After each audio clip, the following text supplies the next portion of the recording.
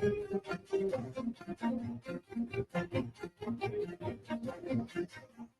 ਸ਼੍ਰੀ ਅਕਾਲ, ਤੁਸੀਂ ਜੁੜੇ ਹੋਏ ਹੋ ਪੰਜਾਬੀ ਰੇਡੀਓ USA ਦੇ ਨਾਲ ਤੇ ਮੈਂ ਹਾਂ ਪ੍ਰਵੀਨ ਸ਼ਰਮਾ ਲੈ ਕੇ ਹਾਜ਼ਰ ਹਾਂ program update California. Update California program ਦੇ ਵਿੱਚ ਕਈ ਅਹਿਮ ਤੇ ਕਈ ਖਾਸ ਖਬਰਾਂ ਨੂੰ ਲੈ ਕੇ ਚਰਚਾ ਕਰਨ ਦੇ ਲਈ ਜੁੜ ਚੁੱਕੇ ਨੇ ਹਰਜੋਤ ਸਿੰਘ ਖਾਲਸਾ ਜੀ। ਹਰਜੋਤ ਸਿੰਘ ਜੀ, ਸਤਿ ਸ਼੍ਰੀ ਅਕਾਲ, ਸਵਾਗਤ ਹੈ ਜੀ ਕੈਲੀਫੋਰਨੀਆ ਪ੍ਰੋਗਰਾਮ ਦੇ ਵਿੱਚ। ਸਤਿ ਸ਼੍ਰੀ ਅਕਾਲ, ਧੰਨਵਾਦ ਜੀ ਆਇਆਂ ਨੂੰ। ਪੰਜਾਬੀ ਰੇਡੀਓ USA ਦੇ ਜਿੰਨੇ ਵੀ ਸਰੋਤੇ ਸਾਡੇ ਸਾਰੇ ਹੀ AM ਸਟੇਸ਼ਨਸ, FM ਸਟੇਸ਼ਨਸ, ਘਰਾਂ ਦੇ ਵਿੱਚ ਰੇਡੀਓ ਸੈਟਸ ਦੇ ਰਾਹੀਂ, ਟੈਲੀਫੋਨ ਦੇ ਰਾਹੀਂ, ਫੇਸਬੁੱਕ, YouTube ਤੇ ਲਾਈਵ ਦੇਖ ਰਹੇ ਹੋ, ਸੁਣ ਰਹੇ ਹੋ, ਸਾਰਿਆਂ ਨੂੰ ਜੀ ਆਇਆਂ ਨੂੰ ਤੇ ਬਹੁਤ ਹੀ ਪਿਆਰ ਤੇ ਸਤਿਕਾਰ ਭਰੀ ਸਤਿ ਸ਼੍ਰੀ ਅਕਾਲ। ਸੋਤਿਓ, ਅੱਜ ਅਗਸਤ ਦੀ 21 ਤਰੀਕ ਆ ਤੇ ਦਿਨ ਵੀਰਵਾਰ ਆ। ਤੁਹਾਡੇ ਲਈ ਸ਼ਾਮ ਦਾ ਅਪਡੇਟ ਕੈਲੀਫੋਰਨੀਆ ਪ੍ਰੋਗਰਾਮ ਲੈ ਕੇ ਹਾਜ਼ਰ ਹੋਏ ਆ ਜੀ। ਅਪਡੇਟ ਕੈਲੀਫੋਰਨੀਆ ਪ੍ਰੋਗਰਾਮ ਨੂੰ ਸਪਾਂਸਰ ਕਰਦੇ ਨੇ ਖਾਲਸਾ ਇੰਸ਼ੋਰੈਂਸ ਏਜੰਸੀ ਵਾਲੇ, ਜਿਨ੍ਹਾਂ ਤੋਂ ਤੁਸੀਂ ਹਰ ਤਰੀਕੇ ਦੀ ਇੰਸ਼ੋਰੈਂਸ ਲੈ ਸਕਦੇ ਹੋ। ਇੰਸ਼ੋਰੈਂਸ ਬਾਰੇ ਪਤਾ ਕਰਨ ਦੇ ਲਈ ਇਹਨਾਂ ਦਾ ਨੰਬਰ ਹੈ 408-272-2500। ਇਹ 1992 ਤੋਂ ਲਗਾਤਾਰ ਇੰਸ਼ੋਰੈਂਸ ਬਿਜ਼ਨਸ ਦੇ ਵਿੱਚ ਸ਼ਾਨਦਾਰ ਸੇਵਾਵਾਂ ਦੇ ਰਹੇ ਨੇ ਤੇ ਅਮਰੀਕਾ ਭਰ ਦੇ ਵਿੱਚ ਇੰਸ਼ੋਰੈਂਸ ਕਰਦੇ ਨੇ। ਓਬਾਮਾ ਕੇਅਰ, ਮੈਡੀਕੇਅਰ ਜਾਂ ਫਿਰ ਕਵਰਡ ਕੈਲੀਫੋਰਨੀਆ ਬਾਬਤ ਪਾਲਿਸੀ ਕਰਵਾਉਣ ਦੇ ਲਈ, ਸਲਾਹ ਲੈਣ ਦੇ ਲਈ ਅੱਜ ਹੀ ਕਾਲ ਕਰੋ 408-272-2500 ਤੇ। ਟਰਕੀ ਨੇ ਇਮੀਗ੍ਰੇਸ਼ਨ ਲਾ ਫਰਮ ਵਾਲੇ ਜੇ ਟਰਕੀਆਣਾ ਟੋਰਿੰਗ ਟਰਕੀਆਣਾ ਦੇ ਨਾਲ ਤੁਸੀਂ US ਇਮੀਗ੍ਰੇਸ਼ਨ ਬਾਬਤ ਕੋਈ ਵੀ ਸਲਾਹ ਕਰਨੀ ਹੈ, ਕੋਈ ਵੀ ਸਵਾਲ ਪੁੱਛਣਾ ਤੇ ਇਹਨਾਂ ਦਾ ਨੰਬਰ ਹੈ 415-909-0503। Gurbachan Singh Nagra Sacramento, Balwinder Singh Pawla San Jose, Gurdev Singh Sohal Antelope, Barinder Singh Boyal Yuba City ਤੇ ਅਵਤਾਰ ਸਿੰਘ ਮੰਜ਼ਲ ਕਲੋਵਿਸ ਤੇ ਪਰਮਜੀਤ ਸਿੰਘ ਦਾਖਾ ਬਰਕਲੇ। ਇਹਨਾਂ ਸਾਰੇ ਹੀ ਸਪਾਂਸਰਸ ਦਾ ਬਹੁਤ ਬਹੁਤ ਧੰਨਵਾਦ। ਤੇ ਜੇਕਰ ਤੁਸੀਂ ਵੀ ਪੰਜਾਬੀ USA ਦੇ ਇਹਨਾਂ ਪ੍ਰੋਗਰਾਮਾਂ ਨੂੰ ਸਪਾਂਸਰ ਕਰਨਾ ਚਾਹੁੰਦੇ ਹੋ ਤਾਂ ਸਟੂਡੀਓ ਦਾ ਨੰਬਰ ਹੈ 408-272-5200 ਜੀ। ਅੱਜ ਦੀਆਂ ਖਬਰਾਂ ਵੱਲ ਚੱਲੀਏ ਤੇ ਸਟਾਕਟਨ ਦੇ ਵਿੱਚ ਜਿਹੜਾ ਟਰੱਕਰ ਹਰਜਿੰਦਰ ਸਿੰਘ, ਜਿਸਨੇ ਇੱਕ ਰੌਂਗਫੁਲ ਯੂ-ਟਰਨ ਫਲੋਰੀਡਾ ਦੇ ਵਿੱਚ ਮਾਰੀ ਸੀ, ਉਹ ਇੱਥੇ ਕਾਉਂਟੀ ਦੀ ਜੇਲ੍ਹ ਦੇ ਵਿੱਚ ਸੀਗਾ। ਉਸ ਨੂੰ ਲੈਣ ਦੇ ਲਈ, ਕਿਉਂਕਿ ਐਡੀ ਵੱਡੀ ਇਹ ਨੈਸ਼ਨਲ ਇਸ਼ੂ ਬਣਾਇਆ ਆ, ਖਾਸ ਕਰਕੇ ਰਿਪਬਲਿਕਨਸ ਨੇ, ਫਲੋਰੀਡਾ ਦੇ ਲੈਫਟੀਨੈਂਟ ਗਵਰਨਰ ਜੇ ਕਾਲਿੰਸ ਉਸ ਨੂੰ ਖੁਦ ਲੈਣ ਜਿਹੜੇ ਆ ਆਏ ਹੈਗੇ, ਖੁਦ ਐਕਸਟ੍ਰੈਡੀਸ਼ਨ ਉਹਦੀ ਜਿਹੜੀ ਕਰਨ ਲਈ ਆਏ ਹੈਗੇ ਆ। ਤੇ ਨਾਲ ਉਹਨਾਂ ਨੇ ਪ੍ਰੈਸ ਕਾਨਫਰੰਸ ਵੀ ਕੀਤੀ ਆ ਤੇ ਉੱਥੇ ਕਾਫੀ ਜ਼ਿਆਦਾ ਜਿਹੜਾ ਤਵਾ ਆ ਉਹ ਕੈਲੀਫੋਰਨੀਆ ਦੇ ਗਵਰਨਰ ਗੈਵਨ ਨਿਊਸਮ ਦੇ ਉੱਤੇ ਤੇ ਕੈਲੀਫੋਰਨੀਆ ਦੀਆਂ ਜਿਹੜੀਆਂ ਪਾਲਿਸੀਜ਼ ਆ ਉਹਨਾਂ ਦੇ ਉੱਤੇ ਲਾਇਆ ਹੈਗਾ ਵੀ ਕਿਸ ਤਰ੍ਹਾਂ ਜਿਹੜੀਆਂ ਤੁਹਾਡੀਆਂ ਫੇਲਡ ਪਾਲਿਸੀਜ਼ ਕਰਕੇ ਸਾਡੇ ਜਿਹੜੇ 3 ਫਲੋਰੀਡਾ ਦੇ ਰਹਿਣ ਵਾਲੇ ਲੋਕ ਆ ਉਹਨਾਂ ਦੀ ਮੌਤ ਹੋ ਗਈ ਹੈਗੀ ਆ। ਸਟਾਕਟਨ ਦੇ ਵਿੱਚ ਬੁੱਧਵਾਰ ਰਾਤ ਨੂੰ ਉਹਨਾਂ ਦਾ ਜਿਹੜਾ ਜਹਾਜ਼ ਆਇਆ ਸੀ ਤੇ ਅੱਜ ਉਹ ਸਟਾਕਟਨ ਮੈਟਰੋਪੋਲੀਟਨ ਏਅਰਪੋਰਟ ਤੋਂ 28 ਸਾਲਾਂ ਦੇ ਹਰਜਿੰਦਰ ਸਿੰਘ ਨੂੰ ਨਾਲ ਲੈ ਕੇ ਚਲਾ ਗਿਆ। ਸੋ ਐਕਸਟ੍ਰੈਡੀਸ਼ਨ ਯੂਜ਼ਲੀ ਕਹਿੰਦੇ US ਮਾਰਸ਼ਲਸ ਹੈਂਡਲ ਕਰਦੇ ਆ, ਪਰ ਇਸ ਕੇਸ ਦੇ ਵਿੱਚ ਫਲੋਰੀਡਾ ਦਾ ਲੈਫਟੀਨੈਂਟ ਗਵਰਨਰ ਖੁਦ ਆਇਆ, ਕਿਉਂਕਿ ਉਹਨਾਂ ਨੇ ਨੈਸ਼ਨਲ ਮੀਡੀਆ ਤੇ ਸ਼ੋਅ ਕਰਨਾ ਆ, ਪੂਰੀ ਦੁਨੀਆ ਨੂੰ ਦੱਸਣਾ ਆ ਵੀ ਦੇਖੋ ਜੀ ਆਹ ਕੈਲੀਫੋਰਨੀਆ ਦੇ ਇਹਨਾਂ ਪਾਲਿਸੀਆਂ ਕਰਕੇ ਸਾਡੇ ਜਿਹੜੇ ਲੋਕ ਆ ਮਾਰੇ ਗਏ ਹੈਗੇ ਆ। ਤੇ ਜਦੋਂ ਹਰਜਿੰਦਰ ਸਿੰਘ ਨੂੰ ਲਿਜਾਇਆ ਗਿਆ ਤੇ ਉਹਦੇ ਹੈਂਡਕਫ ਲੱਗੇ ਹੋਏ ਸੀ ਜਹਾਜ਼ ਦੇ ਉੱਤੇ ਤੇ ਹੁਣ ਫਲੋਰੀਡਾ ਦੇ ਵਿੱਚ ਉਹਨੂੰ ਜਿਹੜਾ ਆ ਚਾਰਜ ਕੀਤਾ ਜਾਊਗਾ। ਪਰਸੋਂ ਜਦੋਂ ਹੀਅਰਿੰਗ ਹੋਈ ਸੀਗੀ ਇੱਥੇ ਕੋਰਟ ਦੇ ਵਿੱਚ ਤੇ ਉਹ ਕਹਿੰਦੇ ਸੀ ਵੀ 30 ਦਿਨ ਹੈਗੇ ਆ ਉਹਨਾਂ ਦੇ ਕੋਲ ਐਕਸਟ੍ਰੈਡੀਸ਼ਨ ਕਰਨ ਨੂੰ, ਤੇ ਨੈਕਸਟ ਦੇ ਉਸੇ ਰਾਤ ਨੂੰ ਹੀ ਜਿਹੜਾ ਲੈਫਟੀਨੈਂਟ ਦਾ ਗਵਰਨਰ ਆ ਗਿਆ ਤੇ ਅੱਜ ਉਸ ਨੂੰ ਲੈ ਕੇ ਨਾਲ ਚਲਾ ਗਿਆ ਹੈਗਾ ਆ। 3 ਵਹੀਕੂਲਰ ਹੋਮਿਸਾਈਡ ਦੇ ਵਿੱਚ ਕਾਊਂਟਸ ਜਿਹੜੇ ਉਹਦੇ ਉੱਤੇ ਲਾਏ ਗਏ ਆ ਤੇ ਆਈਸ ਰਿਟੇਨਰ ਦੇ ਅੰਡਰ ਉਹਨੂੰ ਹੈਲਡ ਕੀਤਾ ਗਿਆ ਹੈਗਾ। ਕਾਲਿੰਸ ਨੇ ਕਿਹਾ ਕਿ ਕੈਲੀਫੋਰਨੀਆ ਦੇ ਗਵਰਨਰ ਗੈਵਨ ਨਿਊਸਮ ਨੇ ਜੋ ਸੈਂਕਚੁਰੀ ਸਟੇਟ ਬਣਾਈ ਹੋਈ ਹੈਗੀ ਆ, ਜਿਹਦੇ ਵਿੱਚ ਉਹਨਾਂ ਲੋਕਾਂ ਨੂੰ ਲਾਇਸੈਂਸ ਦਿੱਤੇ ਜਾ ਰਹੇ ਆ ਜਿਹੜੇ ਬੇਸਿਕ ਕੰਪੀਟੈਂਸੀ ਟੈਸਟ ਨਹੀਂ ਪਾਸ ਕਰ ਸਕਦੇ, ਇਹ ਇੱਕ ਪੂਰੇ ਅਮਰੀਕਾ ਦੇ ਲਈ ਖਤਰੇ ਵਾਲੀ ਗੱਲ ਹੈਗੀ ਆ। ਸੋ ਇਹਦੇ ਵਿੱਚ ਪੂਰਾ ਉਹਨਾਂ ਨੇ ਜੋ ਕੈਲੀਫੋਰਨੀਆ ਦੇ ਗਵਰਨਰ ਨੂੰ ਕਹਿ ਸਕਦੇ ਸੀ ਇਸ ਪ੍ਰੈਸ ਕਾਨਫਰੰਸ ਦੇ ਵਿੱਚ ਕਿਹਾ ਹੈਗਾ ਆ। ਗਵਰਨਰ ਰੌਨ ਡਿਸੈਂਟਿਸ ਜੋ ਫਲੋਰੀਡਾ ਦੇ ਹੈਗੇ ਆ, ਉਹਨਾਂ ਨੇ ਇਹ ਕਿਹਾ ਆ ਵੀ ਇਹ ਅਸੀਂ ਐਕਸਟ੍ਰਾਡਾਈਟ ਕਰਾਂਗੇ ਇਸ ਬੰਦੇ ਨੂੰ, ਉਹ ਕਿਹਾ ਹੀ ਸੀ, ਤੇ ਪੂਰੀਆਂ ਜਿਹੜੀਆਂ ਕੈਲੀਫੋਰਨੀਆ ਦੀਆਂ ਪਾਲਿਸੀਜ਼ ਆ ਉਹ ਦੇਖਾਂਗੇ ਵੀ ਕਿਸ ਤਰ੍ਹਾਂ ਇਹਨਾਂ ਨੇ ਲੋਕਾਂ ਦੀ ਸੇਫਟੀ ਨੂੰ ਖਤਰੇ ਦੇ ਵਿੱਚ ਪਾਇਆ ਹੈਗਾ ਆ। ਬਾਕੀ ਤਾਂ ਆਪਾਂ ਸਵੇਰ ਦੀਆਂ ਖਬਰਾਂ ਵਿੱਚ ਵੀ ਉਸ ਡਰਾਈਵਰ ਦੇ ਬਾਰੇ ਜੋ ਕੁਝ ਵਾਪਰਿਆ ਉਹ ਸਾਰਾ ਕੁਝ ਡਿਟੇਲ ਦੇ ਵਿੱਚ ਕਰ ਚੁੱਕੇ ਹੈਗੇ ਆ। ਪਰ ਜਿਹੜੇ ਕਾਲਿੰਸ ਆ, ਜਿਸ ਹਿਸਾਬ ਨਾਲ ਮੈਂ ਤੁਹਾਨੂੰ ਦੱਸ ਰਿਹਾ ਕਿ ਉਹਨਾਂ ਨੇ ਨੈਸ਼ਨਲ ਨਿਊਜ਼ ਬਣਾਈ ਆ, ਉਹ ਕਹਿੰਦੇ ਵੀ ਨਾ ਤਾਂ ਰਿਪਬਲਿਕਨ ਇਸ਼ੂ ਆ, ਨਾ ਡੈਮੋਕ੍ਰੈਟਿਕ ਇਸ਼ੂ ਆ, ਇਹ ਤੇ ਨਾ ਹੀ ਕੋਈ ਇੰਡੀਪੈਂਡੈਂਟ ਇਸ਼ੂ ਆ, ਇਹ ਅਮਰੀਕਨ ਇਸ਼ੂ ਹੈਗਾ ਆ, ਅਮਰੀਕਨ ਲੋਕਾਂ ਦੀ ਸੇਫਟੀ ਦਾ ਇਸ਼ੂ ਹੈਗਾ ਆ। ਸੋ ਇਹ ਸਾਰਾ ਕੁਝ ਜਿਹੜਾ ਆ ਉਹਨਾਂ ਨੇ ਪੂਰਾ ਮੀਡੀਆ ਦੇ ਉੱਤੇ ਲਾਈਵ ਕਵਰੇਜ ਜਿਹੜੀ ਦਿਖਾਈ ਹੈਗੀ।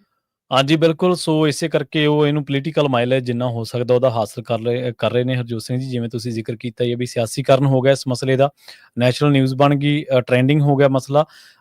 ਹਾਦਸੇ ਬਹੁਤ ਹੁੰਦੇ ਨੇ, ਇਹਦੇ ਵਿੱਚ ਕੋਈ ਦੋ ਰਾਏ ਨਹੀਂ ਗੀ। ਇਹ 3 ਜਣਿਆਂ ਦੀ ਜਿਹੜੀ ਜਾਨ ਗਈ, ਆਪਾਂ ਇਹਨੂੰ ਜਸਟੀਫਾਈ ਨਹੀਂ ਕਰ ਸਕਦੇ ਕਿਸੇ ਵੀ ਤਰੀਕੇ ਦੇ ਨਾਲ। ਗਲਤੀ ਹੋਈ ਆ, ਔਰ ਜਦੋਂ ਅਟੈਂਸ਼ਨਲੀ ਕਰੋ ਜਾਂ ਅਨਇੰਟੈਂਸ਼ਨਲੀ ਕਰੋ, ਜਦੋਂ ਗਲਤੀ ਹੋ ਗਈ ਤੇ ਜਾਨ ਚਲੀ ਗਈ ਤਾਂ ਉਹ ਇੱਕ ਹਾਦਸਾ ਜਿਹੜਾ ਉਹ ਹਾਦਸੇ ਵਾਂਗੂ ਆਪਣੀ ਚੀਜ਼ਾਂ ਪੇਸ਼ ਆਉਂਦੀਆਂ ਨੇ। ਪਰ ਆਪਾਂ ਦੇਖਿਆ ਵੀ ਦੂਜੀਆਂ ਕਮਿਊਨਿਟੀਜ਼ ਦੇ ਵਿੱਚ ਜਾਂ ਹੋਰ ਲੋਕਾਂ ਤੋਂ ਵੀ ਹਾਦਸੇ ਹੁੰਦੇ ਹੋਣਗੇ, ਪਰ ਕਿਉਂਕਿ ਜਿਹੜੀਆਂ ਵੋਟਾਂ ਸੀਗੀਆਂ, ਜਿਹੜੀਆਂ ਚੋਣਾਂ ਸੀਗੀਆਂ, ਉਹ ਇਮੀਗ੍ਰੇਸ਼ਨ ਦੇ ਮਸਲੇ ਉੱਤੇ ਜਿੱਤੀਆਂ ਗਈਆਂ ਸਨ।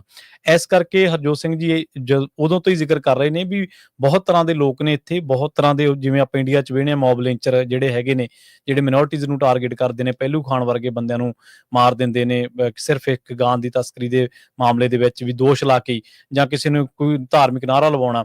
ਉਸ ਤਰ੍ਹਾਂ ਦੀ ਇੱਥੇ ਵੀ ਜਿਹੜੀ ਉਹ ਪੋਲੀਟੀਕਲ ਰੰਗਤ ਇਸ ਵੇਲੇ ਮਾਮਲੇ ਨੂੰ ਹੋਈ।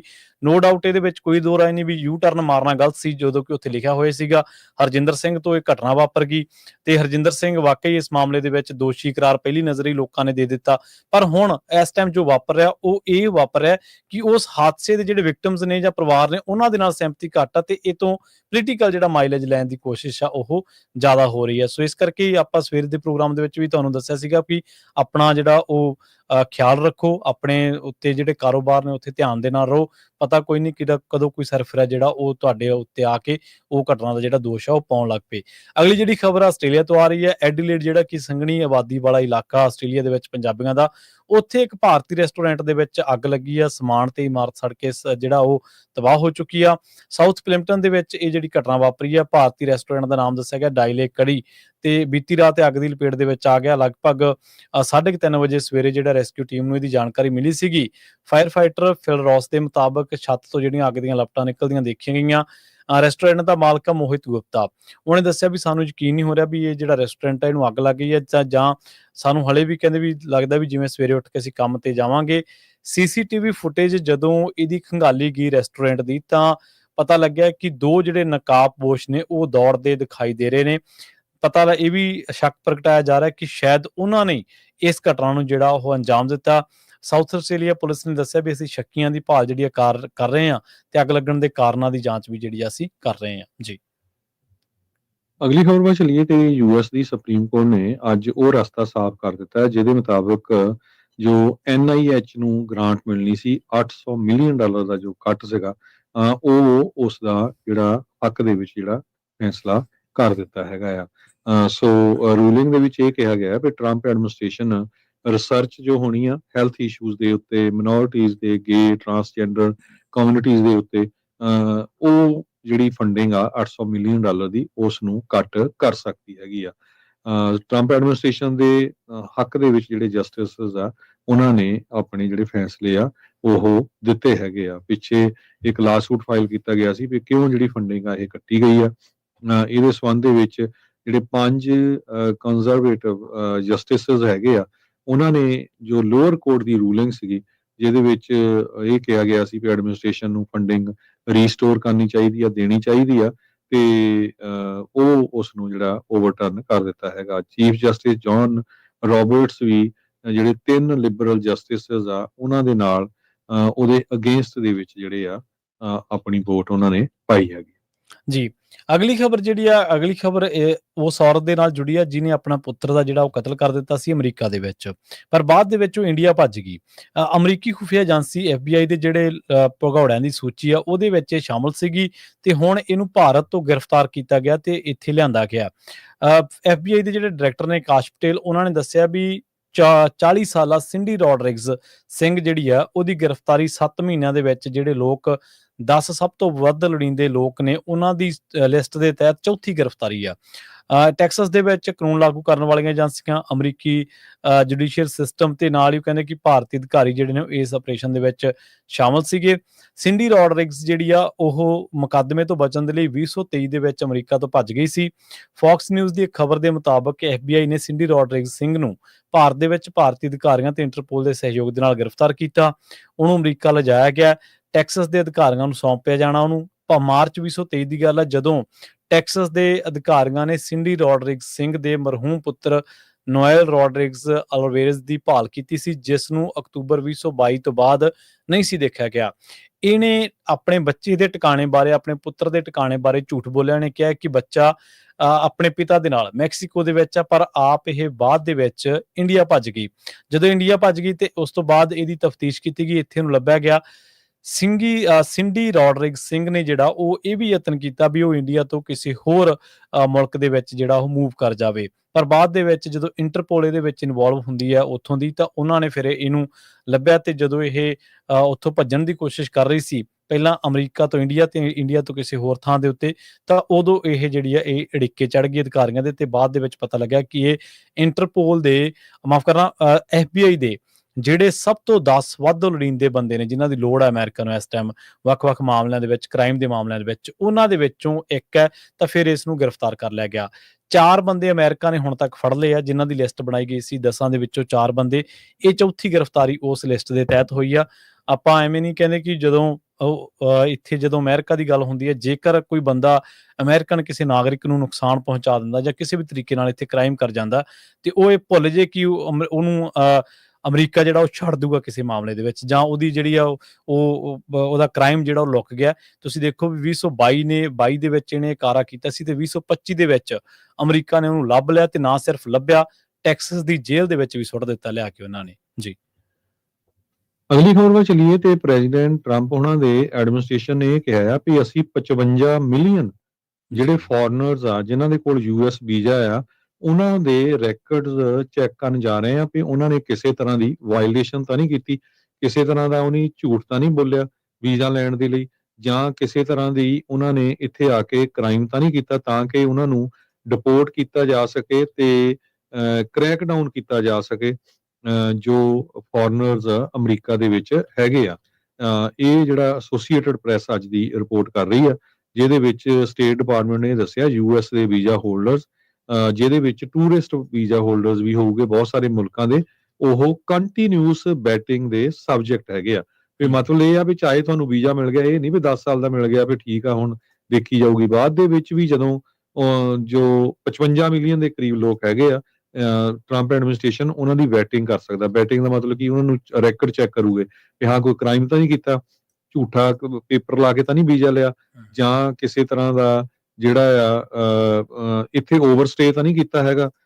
ਸੋ ਬਹੁਤ ਸਾਰੀਆਂ ਜਿਹੜੀਆਂ ਚੀਜ਼ਾਂ ਆ, ਜਾਂ ਉਹ ਅਮਰੀਕਾ ਦੇ ਉਲਟ ਤਾਂ ਨਹੀਂ ਲਿਖ ਰਹੇ ਹੈਗੇ, ਜਾਂ ਆਪਣੀ ਸੋਸ਼ਲ ਮੀਡੀਆ ਦੇ ਉੱਤੇ ਉਹਨਾਂ ਦੇ ਵਿਚਾਰ ਕੀ ਆ, ਜੇ ਅਮਰੀਕਾ ਨੂੰ ਪਸੰਦ ਨਹੀਂ ਕਰਦੇ ਫਿਰ ਇੱਥੇ ਅਮਰੀਕਾ ਆ ਕੇ ਕਰਨਾ ਕੀ ਆ ਉਹਨਾਂ ਨੇ।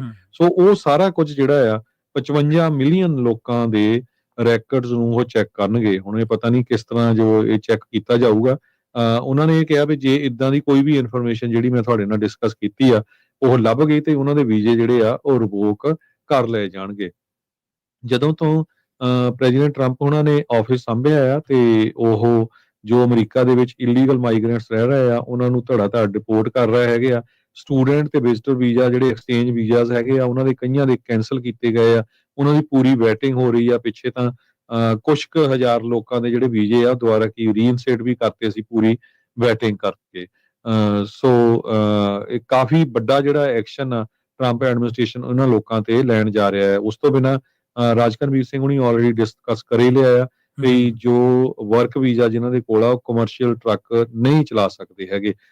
ਸੋ ਵਰਕ ਵੀਜ਼ਾ ਤੇ ਵਰਕ ਪਰਮਿਟ ਦੇ ਵਿੱਚ ਬਹੁਤ ਫਰਕ ਹੈਗਾ। ਉਹ ਡਿਟੇਲ ਦੇ ਵਿੱਚ ਜਦੋਂ ਬਾਅਦ ਦੇ ਵਿੱਚ ਜੇ ਵਰਕ ਪਰਮਿਟ ਆਇਆ ਤੇ ਕੋਈ ਪ੍ਰੋਗਰਾਮ ਦੇ ਵਿੱਚ ਕੋਸ਼ਿਸ਼ ਕੰਡੀਸ਼ਨ ਹੁੰਦੀ ਆ, ਸੋ ਉਹ ਆਪਾਂ ਤੁਹਾਡੇ ਨਾਲ ਡਿਸਕਸ ਕਰਾਂਗੇ। ਪਰ ਆ ਜਿਹੜੀ ਆ ਖਬਰ ਹੈ ਇਹ ਵਰਕ ਵੀਜ਼ੇ ਦੇ ਉੱਤੇ ਜਿਹੜੇ ਟਰੱਕਰਸ ਆ ਉਹਨਾਂ ਨੂੰ ਕਿਹਾ ਗਿਆ ਵੀ ਨਹੀਂ ਤੁਸੀਂ ਇੱਥੇ ਕੰਮ ਨਹੀਂ ਕਰ ਸਕਦੇ ਹੈਗੇ। ਇਹ ਸਾਰਾ ਕੁਝ ਵਾਪਰਿਆ ਜੋ ਫਲੋਰੀਡਾ ਦੇ ਵਿੱਚ ਐਕਸੀਡੈਂਟ ਹੋਇਆ ਉਹਨੂੰ ਕਰਕੇ। ਹਾਲਾਂਕਿ ਉਸ ਮੁੰਡੇ ਦੇ ਕੋਲ ਵਰਕ ਪਰਮਿਟ ਆ ਪਰ ਫਿਰ ਵੀ ਉਹਨੂੰ ਅੱਜ ਦੀ ਡੇਟ 'ਚ ਉਹ ਇਲੀਗਲੀ ਕਹਿ ਰਹੇ ਆ ਵੀ ਜਿਹੜਾ ਇਲੀਗਲ ਆਇਆ ਸੀ, ਇਲੀਗਲ ਬੰਦਿਆਂ ਨੂੰ ਜਿਹੜਾ ਕੈਲੀਫੋਰਨੀਆ ਵਾਲਿਆਂ ਨੇ ਲਾਇਸੈਂਸ ਦਿੱਤਾ, ਵਾਸ਼ਿੰਗਟਨ ਵਾਲਿਆਂ ਨੇ ਲਾਇਸੈਂਸ ਦਿੱਤਾ ਹੈਗਾ। ਇਹ ਪੂਰੇ ਮੀਡੀਆ ਦੇ ਵਿੱਚ ਜਿਹੜੀ ਇਹ ਸਾਰੀ ਖਬਰ ਆ ਉਹ ਫੈਲਾਈ ਜਾ ਰਹੀ ਹੈ। ਸੋ ਜਿਹੜਾ ਹੁਣ ਵੀਜ਼ਾ ਦੀ ਗੱਲ ਹੈ ਇਹਦੇ ਵਿੱਚ 55 ਮਿਲੀਅਨ ਸਿਰਫ ਇੰਡੀਅਨ ਨਹੀਂ ਬਾਕੀ ਸਾਰੇ ਮੁਲਕਾਂ ਦੇ ਲੋਕ ਆ ਜਿਹੜੇ ਹੁਣ ਤੱਕ ਜਿਨ੍ਹਾਂ ਨੇ ਕੋਈ ਲਾਭ ਲਿਆ ਵੀਜ਼ਾ ਦਾ ਜਾਂ ਇੱਥੇ ਓਵਰਸਟੇ ਕੀਤਾ, ਉਹਨਾਂ ਸਾਰਿਆਂ ਦੀ ਜਿਹੜੀ ਆ ਉਹ ਦੁਬਾਰਾ ਤਹਿਕੀਕਾਤ ਛਾਣਬੀਣ ਹੋਊਗੀ। ਜੇਕਰ ਉਹਨਾਂ ਨੂੰ ਕੋਈ ਲੱਗਿਆ ਤਾਂ ਉਹਦੇ ਉੱਤੇ ਜਿਹੜੀ ਉਹ ਕਾਰਵਾਈ ਜਿਹੜੀ ਵੀ ਕਿਸੇ ਵੀ ਤਰੀਕੇ ਦੀ ਉਹ ਕਰ ਸਕਦੇ ਆ। ਜ਼ਰੂਰੀ ਨਹੀਂ ਕਿ ਉਹਦੇ ਵਿਰੁੱਧ ਕੋਈ ਕੇਸ ਖੋਲ੍ਹਣਾ ਜਾਂ ਉਹਨੂੰ ਕ੍ਰਿਮੀਨਲ ਕਹਿਣਾ, ਡਿਪੋਰਟੇਸ਼ਨ ਤੱਕ ਵੀ ਗੱਲ ਅੱਪੜ ਸਕਦੀ ਆ। ਪਰ ਤੁਸੀਂ ਦੇਖੋ ਵੀ ਹੁਣ ਤਾਂ ਮਿੱਥ ਕੇ ਹੀ ਜਿਹੜਾ ਉਹ ਪ੍ਰਸ਼ਾਸਨ ਲੱਗਿਆ ਪਿਆ ਵੀ ਲੋਕਾਂ ਨੂੰ ਕਿਸੇ ਪਾਸੇ ਛੱਡਣਾ ਨਹੀਂ ਗਾ। ਬਹੁਤ ਹੋਈਆਂ ਹੋਣੀਆਂ ਕਤਾਈਆਂ ਦੇ ਵਿੱਚ ਕੋਈ ਦੋ ਰਾਏ ਨਹੀਂ, ਪਰ 55 ਮਿਲੀਅਨ ਆਂਕੜਾ ਜਿਹੜਾ ਉਹ ਤੁਸੀਂ ਦੇਖੋ ਕਿੱਡਾ ਵੱਡਾ ਵੀ ਇੰਨੇ ਲੋਕਾਂ ਦੀ ਜਿਹੜੀ ਆ ਹੁਣ ਤਹਿਕੀਕਾਤ ਜਾਂਚ ਉਹਨਾਂ ਦੇ ਬਾਰੇ ਖੁੱਲ੍ਹਣੀ ਆ।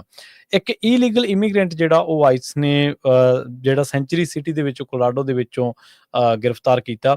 ਏਜੰਟਸ ਜਿਹੜੇ US ਇਮੀਗ੍ਰੇਸ਼ਨ ਤੇ ਕਸਟਮ ਇਨਫੋਰਸਮੈਂਟ ਦੇ ਨੇ, ਉਹਨਾਂ ਨੇ ਦੱਸਿਆ ਵੀ ਡਾਰਵਿਨ ਅਰਕੀਸੀਰਾ ਜਿਹੜੀ ਕਿ 35 ਸਾਲ ਦੀ ਹੈ, ਵੈਨਜ਼ੂਏਲਨ ਸਿਟੀਜ਼ਨ ਆ।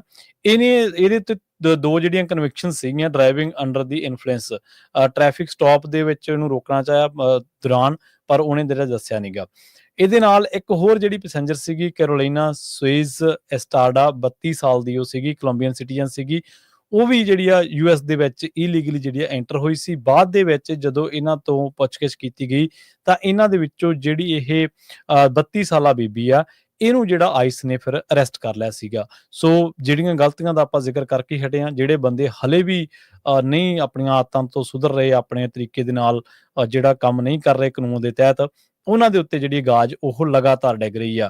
ਕਹਿੰਦੇ ਕਿ ਸੈਂਚੁਰੀ ਜਿਊਰਿਡਿਕਸ਼ਨਸ ਦੇ ਵਿੱਚੋਂ ਇਹਨੂੰ ਜਿਹੜਾ ਕੱਢਿਆ ਗਿਆ, ਚੱਕ ਲਿਆ ਗਿਆ ਆਈਸ ਨੇ, ਤੇ ਉਹ ਕਹਿੰਦੇ ਵੀ ਜਿਹੜੀ ਕਿਸੇ ਵੀ ਤਰੀਕੇ ਦੀ ਕਾਨੂੰਨ ਦੀ ਕੋਈ ਉਲੰਘਣਾ, ਉਹਨਾਂ ਦੇ ਵਿਰੁੱਧ ਜਿਹੜੀ ਆ ਇਹ ਕਾਰਵਾਈ ਹੋਣੀ ਆ। US ਅਟਾਰਨੀ ਜਨਰਲ ਪੈਮ ਬੌਂਡੀ ਜਿਹੜੇ ਨੇ, ਉਹਨਾਂ ਨੇ ਡੈਡਲਾਈਨ ਇਸ਼ੂ ਕੀਤੀ ਹੋਈ ਆ ਕਿ ਜਿਹੜੇ ਵੀ ਲੋਕ ਫੈਡਰਲ ਜਾਂ ਜਿਹੜੇ ਸਿਟੀਜ਼ ਜਾਂ ਜਿਹੜੀਆਂ ਥਾਵਾਂ ਜਾਂ ਜਿਹੜੇ ਵੀ ਥਾਂ ਦੇ ਉੱਤੇ ਫੈਡਰਲ ਜਿਹੜੇ ਅਥਾਰਟੀਜ਼ ਨੇ, ਉਹਨਾਂ ਦੇ ਨਾਲ ਕਿਸੇ ਵੀ ਤਰ੍ਹਾਂ ਦੀ ਕੋਆਪਰੇਸ਼ਨ ਦੇ ਵਿੱਚ ਢਿੱਲ ਕੀਤੀ ਜਾ ਰਹੀ ਆ, ਅਸੀਂ ਉਹਨੂੰ ਬਰਦਾਸ਼ਤ ਨਹੀਂ ਕਰਾਂਗੇ। ਅਸੀਂ ਉਹਨੂੰ ਸੈਂਚੁਰੀ ਜਿਹੜੀ ਜਿਊਰਿਡਿਕਸ਼ਨਸ ਆ, ਅਸੀਂ ਉਹਨਾਂ ਦੀ ਪਰਵਾਹ ਨਾ ਕਰਦੇ ਹੋਏ ਜਿੱਥੇ ਵੀ ਸਾਨੂੰ ਲੱਗਿਆ ਤਾਂ ਉੱਥੇ ਅਸੀਂ ਜਾ ਕੇ ਸਾਡੇ ਜਿਹੜੇ ਫੈਡਰਲ ਦੇ ਜਿਹੜੇ ਲੋਕ ਨੇ ਉਹ ਆਪ ਦਾ ਕੰਮ ਕਰਨਗੇ। ਸੋ ਹੁਣ ਇਹਨੂੰ ਸੈਂਚੁਰੀ ਜਿਹੜੀ ਆ ਉੱਥੋਂ ਗ੍ਰਿਫਤਾਰ ਕੀਤਾ। ਇਹਦੇ ਉੱਤੇ ਦੋ ਜਿਹੜੇ ਦੋਸ਼ ਸੀਗੇ ਉਹ ਲੱਗੇ ਹੋਏ ਸੀਗੇ ਜੀ। ਅਗਲੀ ਖਬਰ ਵੱਲ ਚਲੀਏ ਤੇ ਕੈਲੀਫੋਰਨੀਆ ਦੇ ਵੋਟਰਸ ਹੁਣ ਡਿਸਾਈਡ ਕਰੂਗੇ ਕਿ ਜਿਹੜਾ ਨਵਾਂ ਡੈਮੋਕ੍ਰੈਟਿਕ ਕਾਂਗਰੈਸ਼ਨਲ ਮੈਪ ਨੂੰ ਡਰਾ ਕੀਤਾ ਗਿਆ ਆ, ਉਹ ਉਸ ਨੂੰ ਐਕਸੈਪਟ ਕਰਦੇ ਆ ਕਿ ਨਹੀਂ। ਡੈਮੋਕ੍ਰੈਟਿਕ ਲੈਜਿਸਲੇਟਰਸ ਤੇ ਗਵਰਨਰ ਗੈਬਨ ਨਿਊਸਮ ਨੇ ਆਲਰੇਡੀ ਸਾਈਨ ਕਰ ਦਿੱਤਾ ਹੈ। ਨਵੰਬਰ ਦੇ ਵਿੱਚ ਸਟੇਟ ਵਾਈਡ ਬੈਲਟ ਆਊਗਾ, ਉਹਦੇ ਉੱਤੇ ਵੋਟ ਪਾਈ ਜਾਊਗੀ ਕਿ ਇਹ ਜਿਹੜੇ ਡਿਸਟ੍ਰਿਕਟ ਆ ਜਿਹੜੇ, ਤਾਂ ਕਿ ਰਿਪਬਲਿਕਨ ਦੇ ਹੱਥੋਂ ਚਲੇ ਜਾਣ, ਡੈਮੋਕ੍ਰੇਟਸ ਉੱਥੋਂ ਜਿੱਤ ਸਕਣ, ਉਹਨਾਂ ਮੈਪਸ ਨੂੰ ਜੋ ਅਪਰੂਵ ਕਰਦੇ ਆ ਵੋਟਰਸ ਕਿ ਨਹੀਂ, ਕਿਉਂਕਿ ਨੈਕਸਟ ਈਅਰ ਜਿਹੜੀ ਆ ਇਲੈਕਸ਼ਨ ਹੋਣੀ ਆ ਨਵੰਬਰ ਦੇ ਵਿੱਚ। ਉਧਰ ਟੈਕਸਸ ਨੇ ਆਲਰੇਡੀ ਚੇਂਜ ਕਰ ਦਿੱਤੀ ਆ ਜੋ ਤਾਂ ਕਿ ਉੱਥੇ ਰਿਪਬਲਿਕਨ ਹੋਰ ਜਿੱਤ ਸਕਣ। ਟਰੰਪ ਹੁਣੀ ਇਹ ਕਹਿੰਦੇ ਆ ਵੀ ਸਾਨੂੰ 100 ਤੋਂ ਵੱਧ ਹੋਰ ਸੀਟਾਂ ਜਿਹੜੀਆਂ ਜਿੱਤੀਆਂ ਚਾਹੀਦੀਆਂ US ਕਾਂਗਰਸ ਦੇ ਵਿੱਚ। ਬਾਕੀ ਸਟੇਟਾਂ ਨੂੰ ਵੀ ਜਿਹੜੀਆਂ ਜਿੱਥੇ ਰਿਪਬਲਿਕਨ ਹੈਗੇ ਆ ਉਹਨਾਂ ਨੂੰ ਇਸ ਤਰ੍ਹਾਂ ਦੇ ਮੈਪ ਕ੍ਰੀਏਟ ਕਰਨੇ ਚਾਹੀਦੇ ਵੋਟਾਂ ਦੇ, ਤਾਂ ਕਿ ਜਿਹੜੇ ਉਹਨਾਂ ਦੇ ਕੈਂਡੀਡੇਟ ਜਿੱਤ ਸਕਣ। ਪਰ ਉਹਨੂੰ ਦੇਖਦੇ ਹੋਏ ਕੈਲੀਫੋਰਨੀਆ ਦੇ ਗਵਰਨਰ ਗੈਬਨ ਨਿਊਸਮ ਉਹਨਾਂ ਨੇ ਇੱਕ ਜਿਹੜਾ ਇਹ ਲੈਜਿਸਲੇਸ਼ਨ ਆ ਇਹਨੂੰ ਸਾਈਨ ਕਰ ਦਿੱਤਾ ਤੇ ਇਹਦੇ ਵਿੱਚ ਇਹ ਦੱਸਿਆ ਗਿਆ ਕਿ ਤੁਸੀਂ ਇਸ ਵਾਰੀ VOTING ਦੇ ਵਿੱਚ ਪੁੱਛਿਆ ਜਾਊਗਾ ਕਿ ਸਾਨੂੰ ਚੇਂਜ ਕਰਨਾ ਚਾਹੀਦਾ ਜਾਂ ਨਹੀਂ। ਉਸ ਤੋਂ ਬਾਅਦ ਫਿਰ ਨਵੰਬਰ ਦੇ ਵਿੱਚ ਇਲੈਕਸ਼ਨ ਹੋਣੀਆਂ ਹੈਗੀਆਂ। ਗਵਰਨਰ ਗੈਬਨ ਨਿਊਸਮ ਹੁਣੀ ਉਹ ਕਹਿੰਦੇ ਆ ਵੀ ਮੈਂ ਪੂਰੀ ਟੱਕਰ ਲੈ ਰਿਹਾ ਟਰੰਪ ਦੇ ਅਗੇਂਸਟ, ਜੋ ਉਹ ਕਰ ਰਿਹਾ ਤੇ ਉਸ ਦੇ ਅਗੇਂਸਟ ਅਸੀਂ ਵੀ ਜਿਹੜੇ ਕੈਲੀਫੋਰਨੀਆ 'ਚ ਕਰ ਰਹੇ ਹੈਗੇ ਜੀ। ਅਗਲੀ ਗੱਲ ਕਰੀਏ ਕੈਲੀਫੋਰਨੀਆ ਦੇ ਵਿੱਚ, ਜਿਹੜੀ ਕੈਲੀਫੋਰਨੀਆ ਪਾਵਰਟੀ ਮੇਜ਼ਰ ਦੀ ਇੱਕ ਰਿਪੋਰਟ ਆ, ਉਹਦੇ ਮੁਤਾਬਕ 2023 ਦੇ ਵਿੱਚ 9.8 ਜਿਹੜੇ ਫੀਸਦੀ ਕੈਲੀਫੋਰਨੀਆ ਵਰਕਰਸ ਆ ਜਿਨ੍ਹਾਂ ਦੀ ਉਮਰ 25 ਤੋਂ 64 ਸਾਲ ਆ, ਉਹ ਪਾਵਰਟੀ ਦੇ ਜਾਣੀ ਕਿ ਗਰੀਬੀ ਦੀ ਰੇਖਾ ਤੋਂ ਹੇਠਾਂ ਰਹਿ ਰਹੇ ਸੀਗੇ, ਜਿਹੜੀ ਕਿ ਤਕਰੀਬਨ 1.5 ਮਿਲੀਅਨ ਬਣਦੀ ਹੈ ਜਿਨ੍ਹਾਂ ਦੀ ਗਿਣਤੀ ਕੈਲੀਫੋਰਨੀਆ ਪਾਵਰਟੀ ਮੇਜ਼ਰ ਦੇ ਮੁਤਾਬਕ, CPM ਜਿਹਨੂੰ ਆਪਾਂ ਕਹਿ ਦਿੰਦੇ ਹਾਂ। ਰਿਸਰਚ ਜਿਹੜੀ ਕੀਤੀ ਹੈ ਇਸ ਟਾਈਮ PPIC ਤੇ Stanford center of on poverty and inequality, ਉਹਨਾਂ ਨੇ ਦੱਸਿਆ ਵੀ ਜਿਹੜਾ ਵੀ ਬੰਦਾ ਜਿਨ੍ਹਾਂ ਦੀ ਫੈਮਿਲੀ ਸਾਈਜ਼ 4 ਹੈ ਤੇ 2023 ਦਾ ਜਿਹੜਾ CPM ਹੈ ਉਹਦੇ ਮੁਤਾਬਕ ਉਹਨਾਂ ਦੀ ਜਿਹੜੀ ਸਾਲਾਨਾ ਜਿਹੜੀ ਆਮਦਨ ਆ ਉਹ $43,990 ਹੈ, ਤਾਂ ਉਹ ਜਿਹੜੀ ਫੈਮਿਲੀ ਆ ਉਹ ਗਰੀਬੀ ਰੇਖਾ ਤੋਂ ਇੱਕ ਤਰੀਕੇ ਨਾਲ ਹੇਠਾਂ ਰਹਿ ਰਹੀ ਆ। ਨਾਲ ਹੀ ਕਹਿੰਦੇ ਕਿ ਜਿਹੜੇ ਅਡਲਟ ਵਰਕਰਸ ਨੇ ਉਹਨਾਂ ਦੇ ਵਿੱਚੋਂ ਅੱਧੇ ਜਿਹੜੇ ਕਿ ਪਾਵਰਟੀ ਦੇ ਵਿੱਚ ਰਹਿ ਰਹੇ ਸੀਗੇ, ਉਹਨਾਂ ਦੇ ਵਿੱਚੋਂ ਜਿਹੜੀ ਇੰਪਲੋਇਮੈਂਟ ਸੀਗੀ ਉਹਨਾਂ ਕੋਲੇ ਫੁੱਲ ਟਾਈਮ ਉਹਨਾਂ ਦੇ ਵਿੱਚੋਂ ਅੱਧਿਆਂ ਕੋਲੇ ਵੀ ਹੈ ਨਹੀਂ ਸੀਗੀ। ਤੇ ਇਹਦੇ ਵਿੱਚ ਜੇ ਕਹਿੰਦੇ ਕਿ ਹੁਣ 2022 ਦੇ ਵਿੱਚ ਜਿਹੜਾ ਇਹ ਆંકੜਾ 1.1% ਹੋਰ ਵੱਧ ਗਿਆ ਸੀਗਾ, ਇਹਦੇ ਵਿੱਚ ਇਜ਼ਾਫਾ ਹੋ ਗਿਆ ਸੀਗਾ। 2.3 ਜਿਹੜੇ ਮਿਲੀਅਨ ਵਰਕਿੰਗ ਕੈਲੀਫੋਰਨੀਅਨਸ ਨੇ ਜਿਹੜੇ ਕਿ 14.7% ਬਣਦੇ ਨੇ, ਉਹ ਕਹਿੰਦੇ ਕਿ ਇਸ ਲਾਈਨ ਦੇ ਆਲੇ-ਦੁਆਲੇ ਰਹਿ ਰਹੇ ਨੇ ਤੇ ਜਿਹੜੀਆਂ ਫੈਮਿਲੀਜ਼ ਨੇ ਜਿਨ੍ਹਾਂ ਦੇ ਕੋਲੇ ਰਿਸੋਰਸਸ ਬਹੁਤ ਘੱਟ ਨੇ, ਉਹਨਾਂ ਦੀ ਗਿਣਤੀ ਉਹਨਾਂ ਲੋਕਾਂ ਦੀ ਗਿਣਤੀ ਜਿਹੜੀ ਆ ਉਹ ਇਸ ਟਾਈਮ ਅਮਰੀਕਾ ਦੇ ਵਿੱਚ ਮਾਫ਼ ਕਰਨਾ ਕੈਲੀਫੋਰਨੀਆ ਦੀ ਗੱਲ ਕਰ ਰਹੇ ਹਾਂ ਆਪਾਂ, ਕੈਲੀਫੋਰਨੀਆ ਦੇ ਵਿੱਚ 1.5 ਮਿਲੀਅਨ ਬਣਦੀ ਹੈ। ਜੀ। ਜੀ, ਅਗਲੀ ਗੱਲ ਵੱਲ ਚਲੀਏ ਤੇ ਕੈਨੇਡਾ ਦੇ ਪ੍ਰਾਈਮ ਮਿਨਿਸਟਰ ਜੋ ਕੈਰਨੀ ਆ, ਉਹਨਾਂ ਨੇ ਇਹ ਕਿਹਾ ਆ ਵੀ ਮੇਰੀ ਪ੍ਰੈਜ਼ੀਡੈਂਟ ਡੋਨਲਡ ਟਰੰਪ ਉਹਨਾਂ ਦੇ ਨਾਲ ਟ੍ਰੇਡ ਦੇ ਸੰਬੰਧ ਦੇ ਵਿੱਚ ਗੱਲਬਾਤ ਹੋਈ ਆ ਤੇ ਕਾਫੀ ਜ਼ਿਆਦਾ ਜਿਹੜੀ ਪ੍ਰੋਡਕਟਿਵ ਰਹੀ ਹੈਗੀ ਆ। ਉਧਰ ਯੂਰਪੀਅਨ ਯੂਨੀਅਨ ਦੇ ਨਾਲ ਵੀ ਪਤਾ ਚੱਲਿਆ ਬਸੈਂਟ ਉਹਨਾਂ ਨੇ ਸਮਝੌਤਾ ਕਰ ਲਿਆ ਵੀ ਅਮਰੀਕਾ ਦੀ ਕਿਸੇ ਵੀ ਚੀਜ਼ ਦੇ ਉੱਤੇ ਟੈਰਿਫ ਨਹੀਂ ਲੱਗੂਗਾ ਤੇ ਅਮਰੀਕਾ ਵਾਲੇ ਵੀ ਫਿਰ ਕਿਸੇ ਤਰ੍ਹਾਂ ਦਾ ਟੈਰਿਫ ਨਹੀਂ ਲਾਣਗੇ। ਕਹਿੰਦੇ ਯੂਰਪੀਅਨ ਯੂਨੀਅਨ ਦਾ $20 ਟ੍ਰਿਲੀਅਨ ਦਾ ਜਿਹੜਾ ਉਹਨਾਂ ਦਾ ਬਿਜ਼ਨਸ ਹੈਗਾ ਆ, ਸੋ ਉਹਦਾ ਜਿਹੜਾ ਕਾਫੀ ਹਿੱਸਾ ਆ ਉਹ ਅਮਰੀਕਾ ਨੂੰ ਵੀ ਮਿਲੂਗਾ। ਸੋ ਕੈਨੇਡਾ ਦੇ ਪ੍ਰਾਈਮ ਮਿਨਿਸਟਰ ਮਾਰਕ ਕਾਰਨੀ ਹੁਣੀ ਇਹ ਕਹਿ ਰਹੇ ਆ ਵੀ ਆਪਾਂ ਵੀ ਕੋਸ਼ਿਸ਼ ਕਰ ਰਹੇ ਆ ਤੇ ਇਸੇ ਕਰਕੇ ਪ੍ਰੈਜ਼ੀਡੈਂਟ ਟਰੰਪ ਉਹਨਾਂ ਦੇ ਨਾਲ ਉਹ ਗੱਲਬਾਤ ਕਰ ਰਹੇ ਸੀ। ਵਾਈਟ ਹਾਊਸ ਦੇ ਰਿਪਰੈਜ਼ੈਂਟੇਟਿਵਸ ਨੇ ਇਹਦੇ ਬਾਰੇ ਹਜੇ ਬੜੀ ਡਿਟੇਲ 'ਚ ਗੱਲਬਾਤ ਨਹੀਂ ਦੱਸੀ ਤੇ ਕੈਨੇਡਾ ਜੋ ਗਰੁੱਪ ਆਫ 7 ਕੰਟਰੀਜ਼ ਹੈਗਾ ਆ ਜੋ ਜਿਹਦੇ ਵਿੱਚ ਟੈਰਿਫਸ ਵੀ ਲੱਗ ਰਹੇ ਹੈਗੇ ਆ। ਡੈਡਲਾਈਨ ਅਗਸਤ 1 ਸੀਗੀ ਦੱਸੀ ਕੈਨੇਡਾ ਵਾਲਿਆਂ ਨੂੰ ਤੇ ਇਹ ਟੈਰਿਫ ਹੋਰ ਵੀ ਵਧਾ ਦੇਣੇ ਆ ਕੈਨੇਡਾ ਦੇ ਉੱਤੇ। ਇੰਡੀਆ ਦੇ ਉੱਤੇ ਤਾਂ ਕਾਫੀ ਜ਼ਿਆਦਾ ਵਧਾਏ ਹੈਗੇ ਆ ਕਿਉਂਕਿ ਕੈਨੇਡਾ ਦੇ ਉੱਤੇ ਜਿਹੜਾ ਸਟੀਲ ਆ ਉਹਦੇ ਤੇ 50% ਜਿਹੜਾ ਟੈਰਿਫ ਲਾਇਆ ਗਿਆ ਉਹਦੇ ਨਾਲ ਕੈਨੇਡਾ ਦੀ ਇਕਨੋਮੀ ਨੂੰ ਬਹੁਤ ਵੱਡਾ ਜਿਹੜਾ ਅਸਰ ਪੈਣਾ।